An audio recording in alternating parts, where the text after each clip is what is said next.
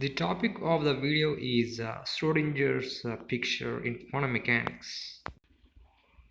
This is actually a way to understand the quantum mechanical system. And in this picture, the state vectors of a system are assumed to change with time. The physical quantities which will become operators will not be changing with time in this picture, but there is a special operator called the time evolution operator, and it can change with time. And that time evolution operator is denoted as u hat t naught, and it can relate the state vectors of the system at some time t naught, which we are calling as ket psi t naught, to the state functions state function of the system at a time t, which we are denoting as ket psi t. And it's actually a trivial thing to check that psi t0 is equals to u t0 t0 and psi t0. So if you put t is equals to t0 in this equation number 1, we can say that this u operator will actually be taking the form of your identity operator.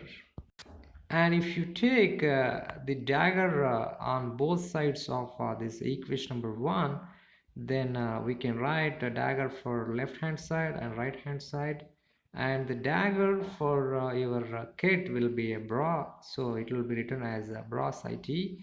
And here we have to actually put the dagger for the second quantity and then the first quantity, and the dagger for again the ket is bra, and then it's u dagger can be written as u dagger itself. And if we call this as equation number 2, by operating equation number 1 and equation number 2 on the left hand side, you can say it will become a bracket of psi t and psi t, and on the right hand side it will become a bracket of psi t0 u dagger u and psi t0. And if we impose this condition that psi t0 bracket is equals to the bracket of psi t0s, then we can say that u dagger u should be equal to identity operator, and that's what is the definition for a unitary operator. That means your u operator should be unitary operator. If you wanted to find an expression for this u operator, the time evolution operator, then we should be using the Schrodinger equation for that system. And if the state function of the system is ket psi t, and its Hamiltonian is taken as h hat, then the Schrodinger equation can be written like this.